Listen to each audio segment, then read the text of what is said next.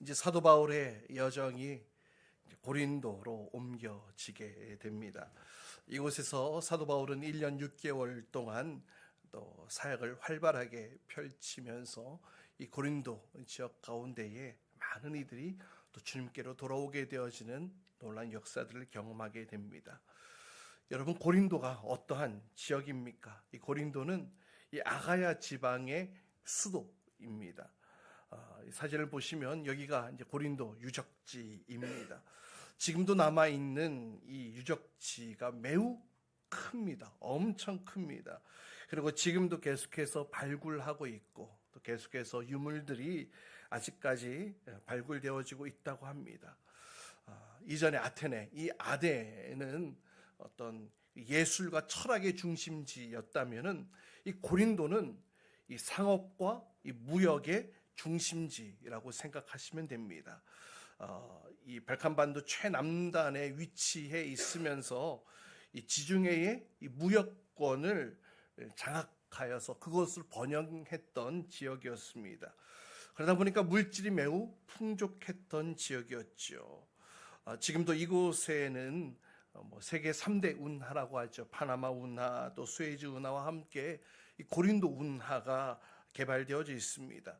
이 발칸반도를 쭉 돌아가면은 306km, 그러니까 300km가 넘는다고 해요. 그런데 이 운하의 길이는 6.4km밖에 안 된다는 것이죠. 그래서 엄청난 시간을 단축할 수 있는 운하로 개발되어져 있습니다.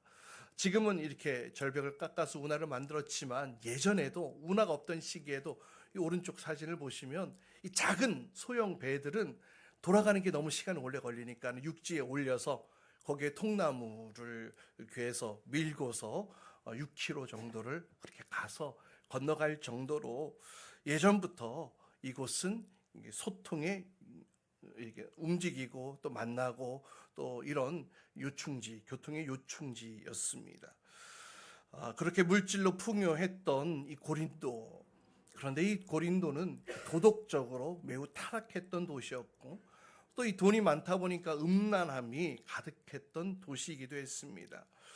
실제로 이곳에는 이 사랑의 여신이라고 하죠. 아프로디테의 신전이 있고 또 그 신전에는 약 1,000명의 여사제들이 있었는데 사실 이들은 종교적 매춘 행위를 하는 그런 사람들이었고 그러한 일들이 일어나고 있다고 합니다.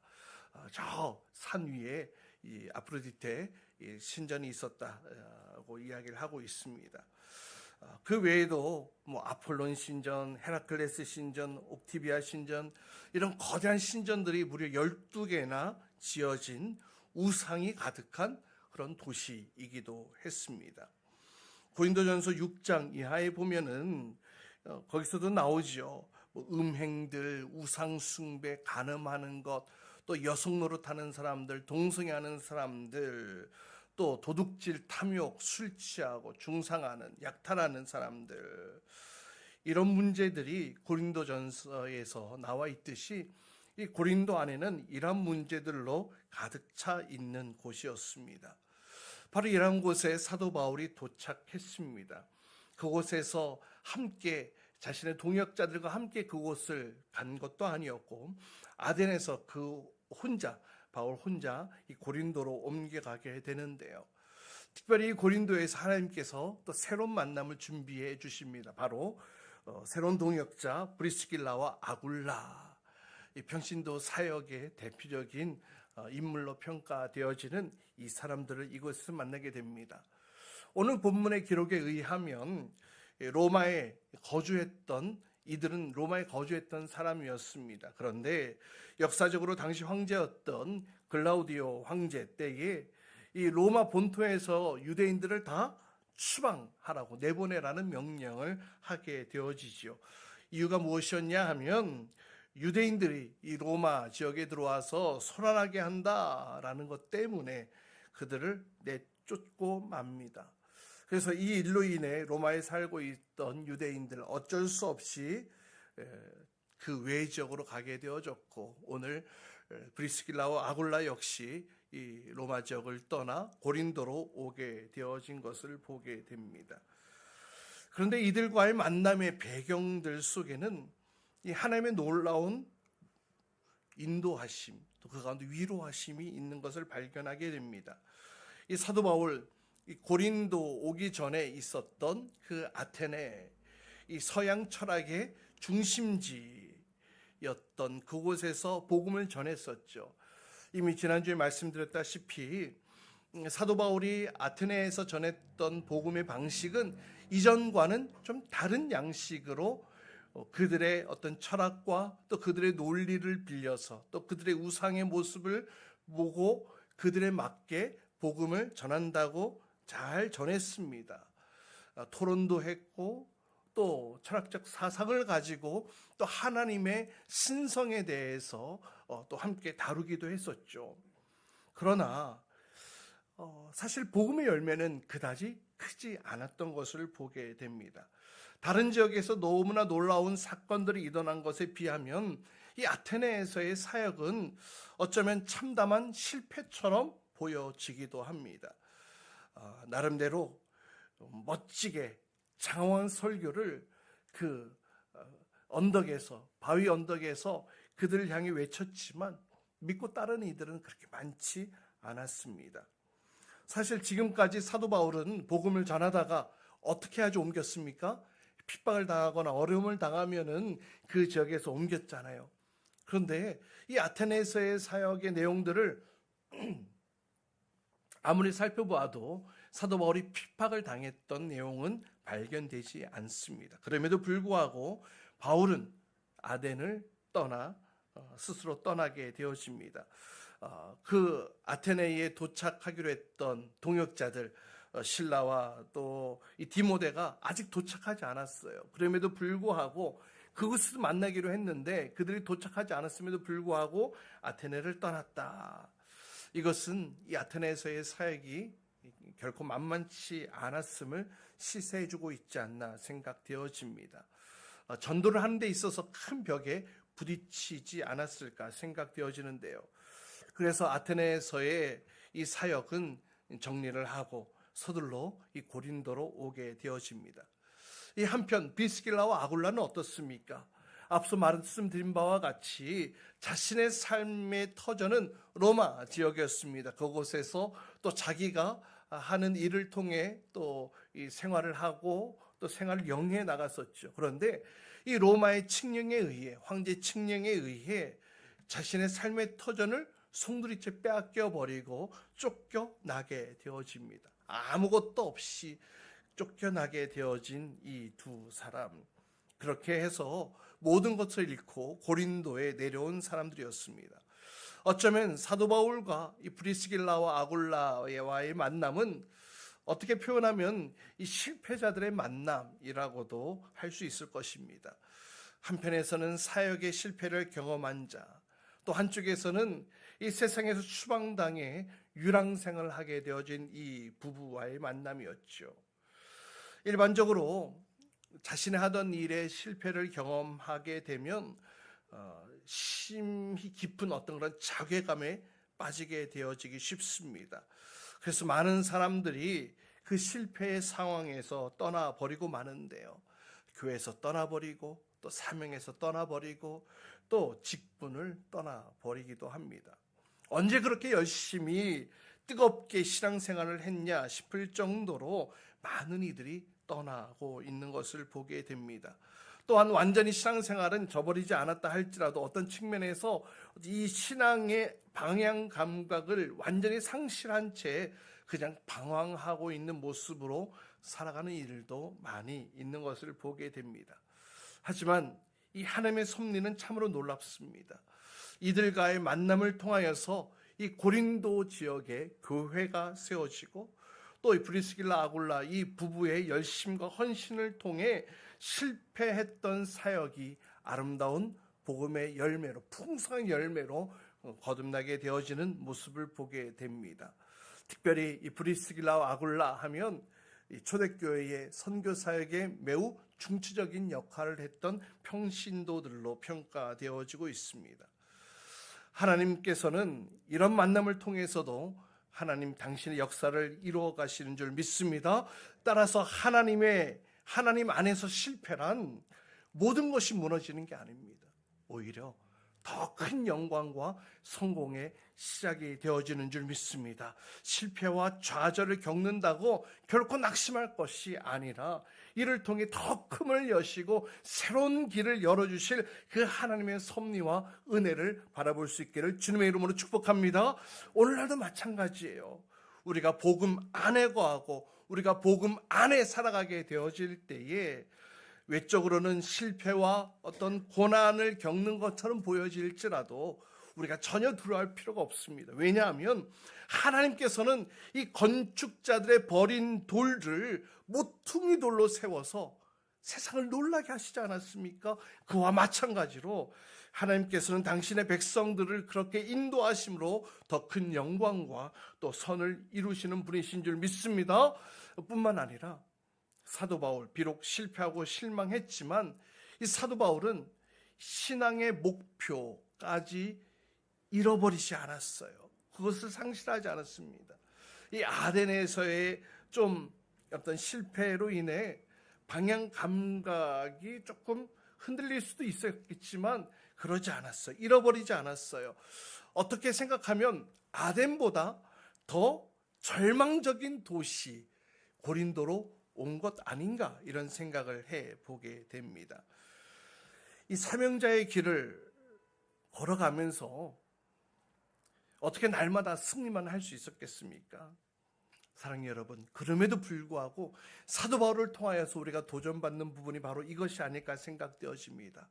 승리와 성공보다 실패와 좌절의 순간이 더 많았을 이 사명자의 삶 속에 그럼에도 불구하고 이 사도 바울은 좌절하거나 포기하지 않았다는 거예요. 다시 일어났고 다시 도전했고 여러분 여기에 하나님의 은혜가 더해진 줄 믿으시길 바랍니다.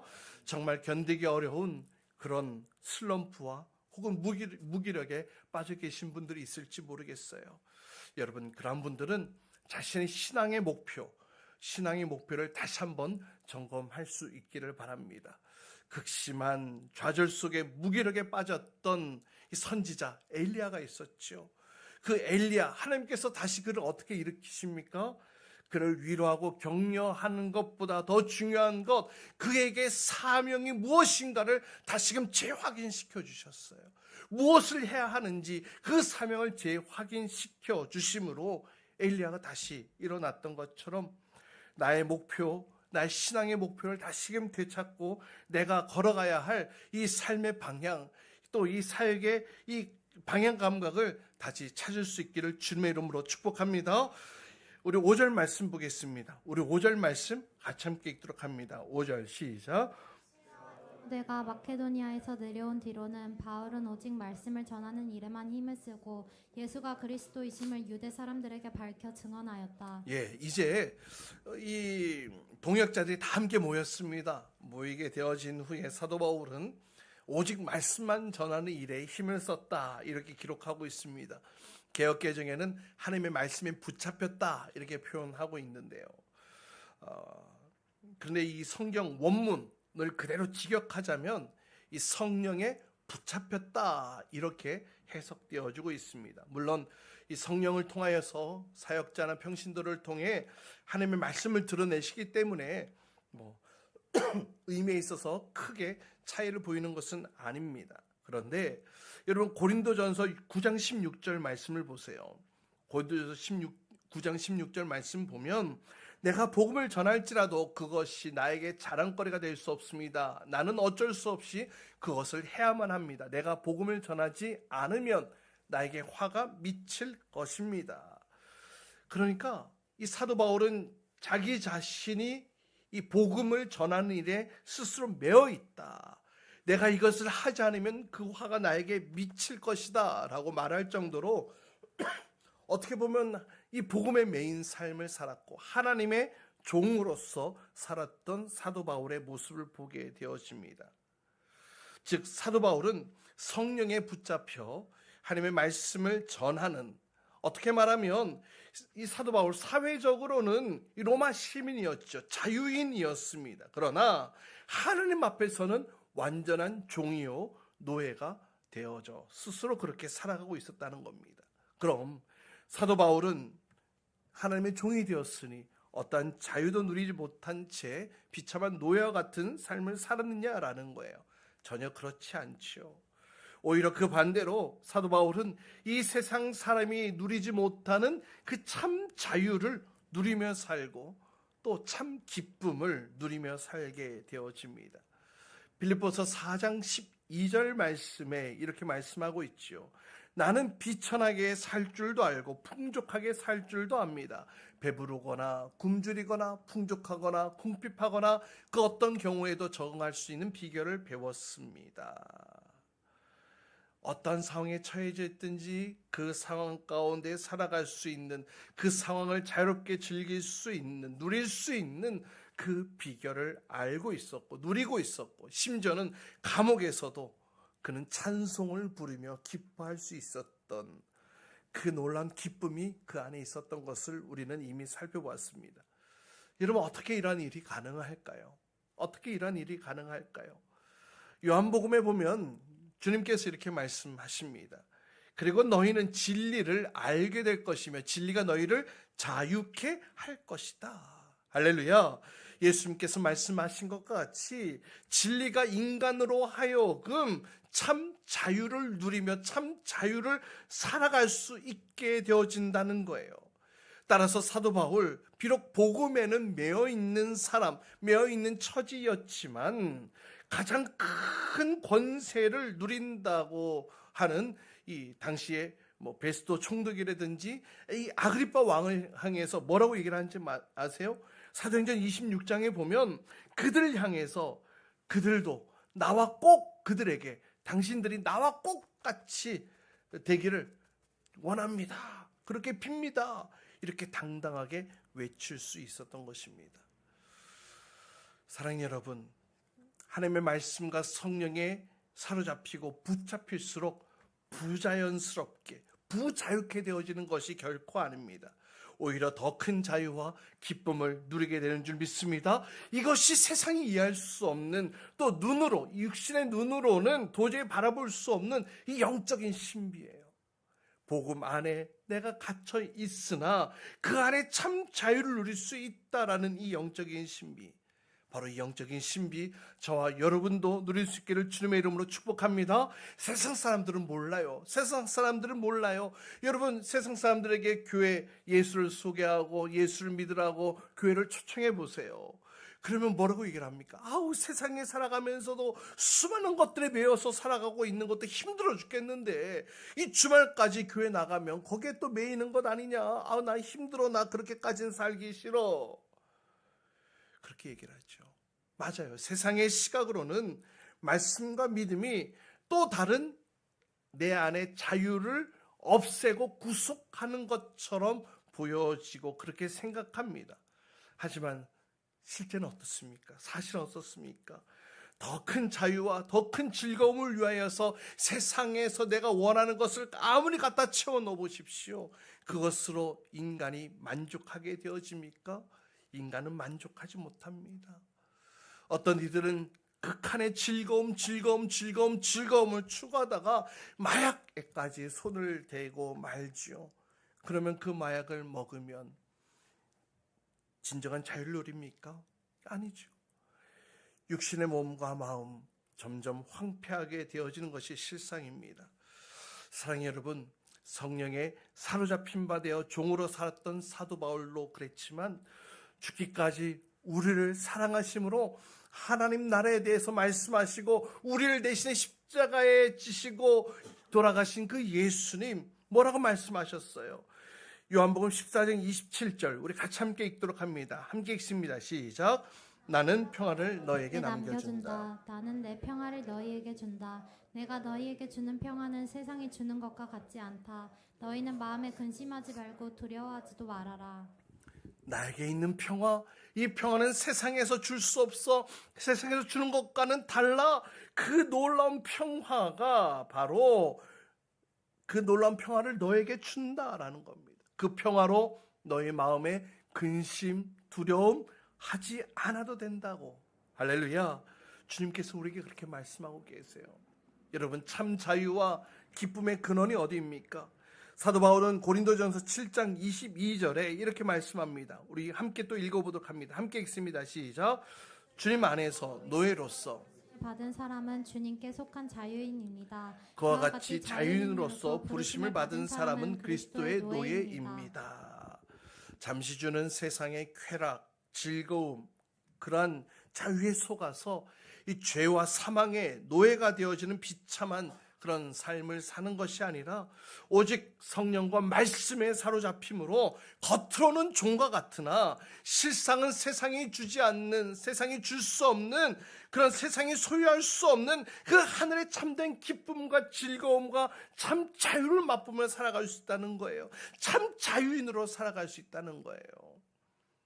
여러분, 이와 같은 자유가 여러분에게 있기를 주님의 이름으로 축복합니다. 이어서 9절 말씀, 10절 말씀 또 함께 읽도록 합니다. 함께 읽습니다. 시작. 그날 밤에 환상 가운데 주님께서 바울에게 말씀하셨다. 무서워하지 말아라. 잠자코 있지 말고 끊임없이 말하여라. 내가 너와 함께 있으니 아무도 너에게 손을 대어 해하지 못할 것이다. 이 도시에는 나의 백성이 많다. 이렇게 사도 바울은 성령에 의하여 붙들받아요 이 고린도에게서 사역을 감당하고 있을 때에 주님께서 어느 날 밤에 환상으로 그에게 나타나셔서 몇 가지 말씀을 하시는데요. 여러 위로의 말씀들을 주십니다. 뭐라고 첫 번째 말씀하시냐면 무서워하지 말아라 이렇게 말씀하고 계세요.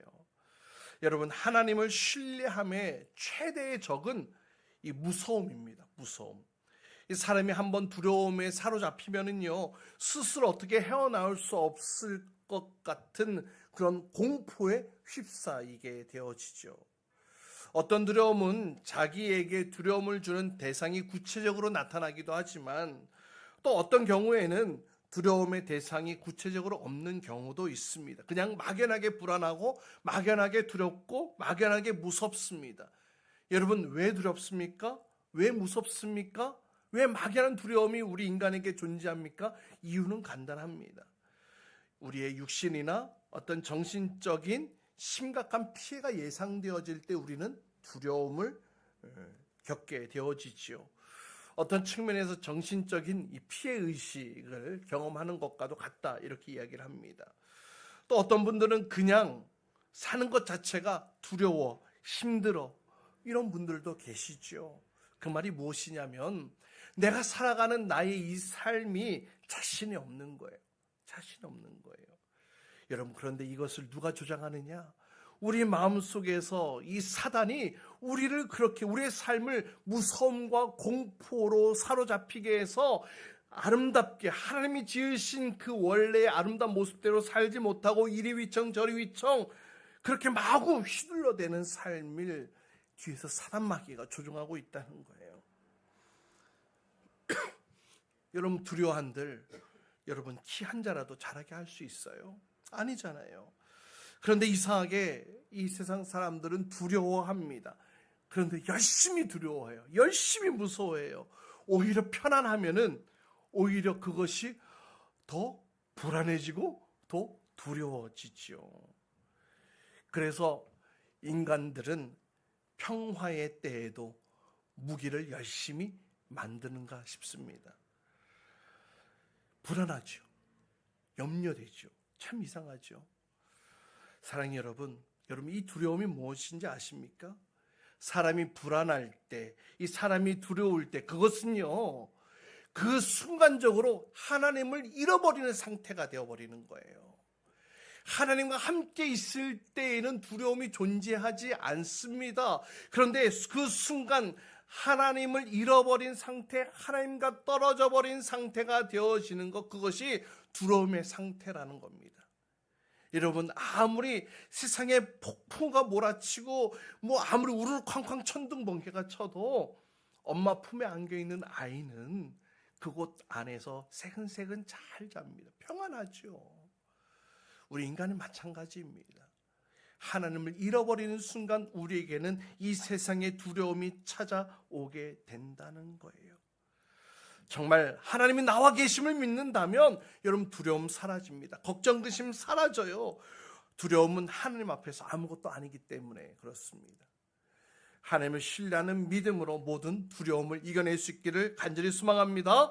자, 두 번째 뭐라고 또 말씀하시냐면 잠잠코 있지 말고 끊임없이 말하라 이렇게 얘기합니다. 이전까지는 두려움이 있었기에 두려움에 사로잡혀서 말을 자유롭게 할 수 없었던 그런 모습도 있었던 것 같아요. 그런데 그 두려움이 사라지고 그 두려움이 거쳐지고 그 두려움을 이겨낼 수 있으니 이제 말하라는 겁니다. 특별히 복음을 전하는 데 있어서 두려움 없이 복음을 외칠 것을 말씀하고 있죠. 또 뭐라고 말씀하시냐면 내가 너와 함께 있겠다. 내가 너와 함께 있겠다. 하나님의 약속은 확실한 줄 믿습니다. 하나님이 나와 함께 동행하시니 무서워하지 않고 두려워하지 않을 수 있고 담대할 수 있는 건 아니겠습니까? 또 뭐라고 얘기를 하고 있냐면 아무도 너에게 손을 대서 해하지 못하게 만들겠다. 어떤 대적도 너를 해하지 못하겠다. 보호하시겠다고 약속하시는 거예요. 이전까지 도망 다니고 또 핍박을 당해 또 몸에 또 여러 해코지를 당하기도 하고 몸이 상하기도 하고 그랬던 이전의 시간들 속에 하나님께서 보호해 주시겠다고 약속하셨던 거예요. 또 마지막으로 뭐라고 말씀하시냐면 이 도시에 나의 백성이 많다. 무슨 말씀입니까? 이 폐역한 도시, 우상과 음란으로 가득한 도시이지만 그 가운데에도 나의 백성이 있다는 것입니다. 사랑하는 여러분, 이 말씀이 사도 바울에게 하신 말씀이잖아요. 나에게 하신 말씀이 아님에도 불구하고 우리가 이 내용들을 읽을 때에 우리 마음 가운데에도 뜨거움이 일어나는 것을 경험하게 되지 않습니까? 사랑하는 여러분, 사도 바울에게 하신 이 말씀이 오늘날 저와 여러분에게도 동일하게 적용되어지는 줄 믿습니다. 이 말씀이 하나님의 음성으로 여러분 심령 가운데 들려질 수 있기를 주님의 이름으로 축복합니다. 우리가 믿는 하나님, 우리 구주 예수님이 우리를 이렇게 대하신다는 거예요. 이렇게 여기신다는 거예요. 항상 우리 곁에 계시고 우리를 떠나지 않으신다고. 그러니 실패와 또 어둠과 이 두려움이 우리 가운데 찾아온다 할지라도 또 세상 사람들은 다 떠나간다 할지라도 주님께서는 우리 곁에 묵묵히 우리 곁을 지켜주시고 우리와 함께 하시고 더욱더 나의 몸과 마음이 실패로 인하여서 작아지고 낮아지고 무너졌을 때에 더 적극적으로 찾아와 주시는 우리에게 말을 걸어주시고 희망을 주시고 위로를 해주시고 격려를 해주시고 믿음을 더해주시고 또 지원을 아끼지 않으시는 바로 그 하나님이 우리가 믿는 하나님이 되어주십니다. 사랑하는 여러분, 늘 우리 가운데 이와 같은 하나님이 여러분 가운데 계심을 믿으십니까? 여러분 가운데 믿으십니까? 여러분 가운데 있음을 믿으십니까? 여러분, 그런데 왜 자꾸 실수하고 넘어지고 그것으로 인해 두려워하고 그것으로 인해 낙심하고 그것으로 인해 용기를 잃고 그것으로 인해 위축되어지십니까? 여러분, 지금도 주님께서는 지금 말씀을 듣는 이 순간에도 여러분 심령 가운데 주님이 여러분 마음 가운데 함께 계시는 줄 믿습니다. 그 하나님께서 여러분의 손을 붙잡고 여러분을 도우시고 지키신다는 사실을 굳게 믿음으로 고백할 수 있기를 주님의 이름으로 축복합니다. 사랑하는 여러분, 이 고린도는 이 영적으로 뿐만 아니라 도덕적으로도 매우 타락했던 도시였습니다. 그럼에도 불구하고 이 고린도에서 이 사도 바울이 1년 6개월 동안 그곳에서 사역을 하며 또 많은 열매들을 맺었던 것들을 보게 되어집니다. 하나님께서 함께 하셨기 때문에 가능했던 것이고 하나님께서 도우셨기 때문에 가능했던 것이고 하나님이 지켜주셨기 때문에 가능했던 것입니다. 인간의 생각으로는 이 구제불능의 도시, 아무리 하나님의 말씀이 선포되어져도 들어갈 것 같지 않았던 그 도시 안에 하나님께서 놀라운 구원의 역사를 이루어 주신 줄 믿으시길 바랍니다. 이런 복음의 능력은 우리의 상상을 초월해요. 우리의 상식을 초월하는 것이 복음입니다. 우리가 불편할지라도 조금 불안할지라도 성령 충만함으로 그 복음과 말씀 앞에 사로잡힌 바 되어 나아갈 때에 하나님께서는 우리의 인생을 하나님의 영광에 쓰임받도록 우리를 도우시고 붙드시고 함께 하시는 줄 믿습니다. 오직 그 주님 안에서, 좀 표현이 그렇습니다만, 노예로 부름받은 주님께, 그러나 우리는 그 안에서 참 자유를 누리는 참 자유인으로서 살아가게 되어지는 저와 여러분, 우리 모두가 될 수 있기를 주님의 이름으로 축복합니다. 우리 같이 함께 찬송하고 또 함께 기도하기를 원하는데